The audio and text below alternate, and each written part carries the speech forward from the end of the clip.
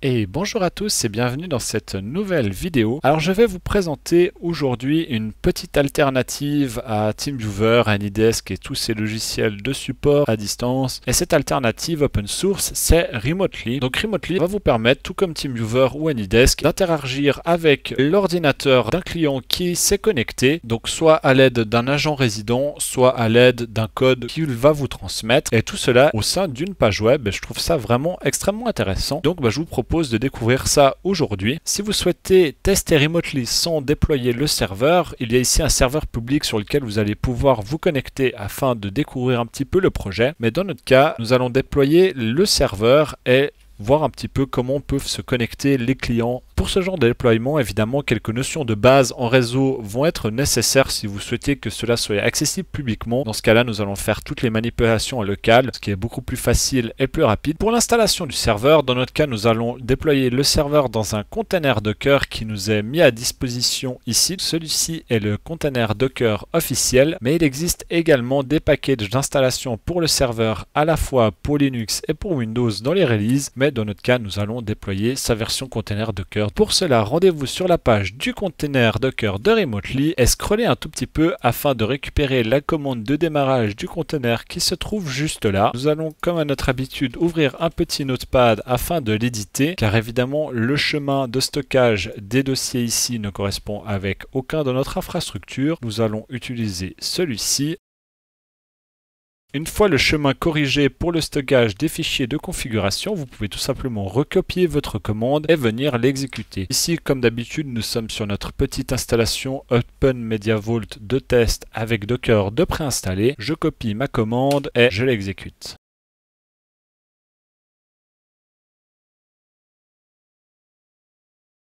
Voilà, le container a démarré, on voit que des fichiers ont été écrits dans le dossier de configuration, ce qui est comme d'habitude un bon signe. On va pouvoir se rendre sur l'adresse IP de notre NAS Open Media Vault sur le port 5000. Et nous voici sur l'interface web de Remotely. Donc la première chose à faire, ça va être de vous enregistrer. Et nous voilà dans Remotely. Afin de pouvoir faire quelques tests, j'ai préparé ici une machine virtuelle Windows 10 sur laquelle nous allons tester les agents de connexion à distance.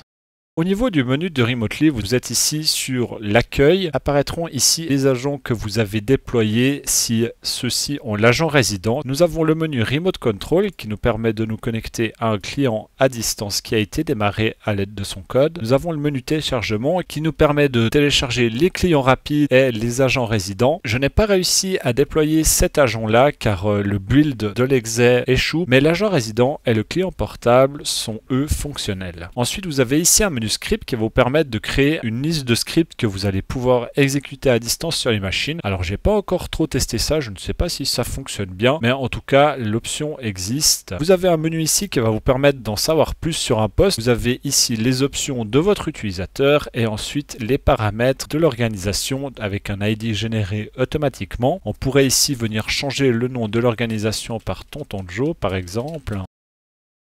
Et si je fais un petit refresh, on voit ici que le nom de l'organisation a été adapté.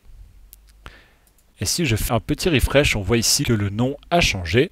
Vous avez ici du branding qui va vous permettre de mettre un petit logo customisé, changer le nom, deux, trois petites choses comme ça. Et ici, les configurations du serveur qui vont vous permettre de venir éditer les paramètres un petit peu avancés de Remotely. Donc je vous propose à présent qu'on fasse un petit test de Remotely. Donc de la même façon que pour TeamViewer ou AnyDesk, vous allez devoir expliquer à la personne en face où télécharger le client d'assistance à distance. Donc de notre cas, eh bien, il va s'agir tout simplement de l'adresse de Remotely, donc ici en local, qu'on va tout simplement ouvrir dans le navigateur de notre client. Ici, notre utilisateur ne va pas pouvoir se loguer, mais on va lui indiquer de venir dans les téléchargements et de télécharger tout simplement le petit exe portable. Une fois celui-ci téléchargé, on va l'exécuter. Et une fois l'agent démarré, celui-ci nous demande l'URL du serveur. Donc dans notre cas, il va s'agir à nouveau de la même adresse. On peut faire OK et nous obtenons ici un code de session. Il va s'agir maintenant tout simplement depuis Remotely, depuis l'onglet Remote Control que nous avions ouvert avant, de nous connecter à la session à distance. Donc ici, je vais entrer le nom de mon utilisateur, donc Tonton Joe.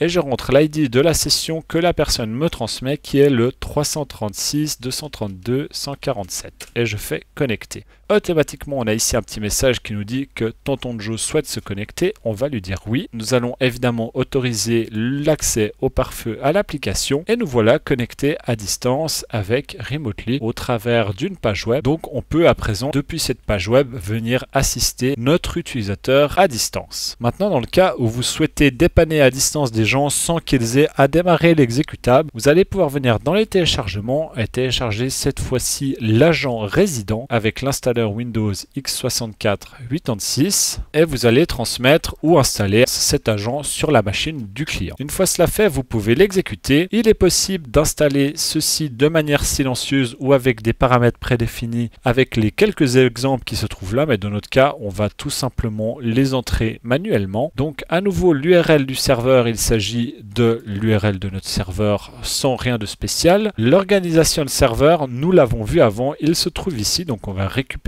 cet identifiant et nous pouvons faire installer. Une fois l'installation faite, nous devrions voir apparaître sur l'accueil de notre serveur notre nouveau client avec quelques petites informations techniques. On voit ici que ça a été correctement installé. On peut fermer cette page et si je fais refresh, on voit ici que nous avons à présent notre client à disposition. On peut donc venir dessus afin de voir un petit peu plus d'informations sur cet appareil et nous allons avoir la possibilité de venir directement ouvrir un contrôle à distance sur cette machine. Voilà, c'est déjà tout pour cette présentation de Remotely. À titre personnel, je pense que c'est quelque chose que je vais utiliser à la maison. J'espère que ça vous a donné à vous aussi envie d'aller l'essayer, de l'installer et de voir un petit peu quelles sont toutes ces possibilités. Je vous invite, si vous n'en faites pas encore partie, à rejoindre la communauté sur le serveur Discord. Et si cette vidéo vous a plu et vous a fait découvrir quelque chose, pensez à vous abonner, mettre un petit j'aime et un petit commentaire. Et je vous dis à la prochaine. Ciao, ciao.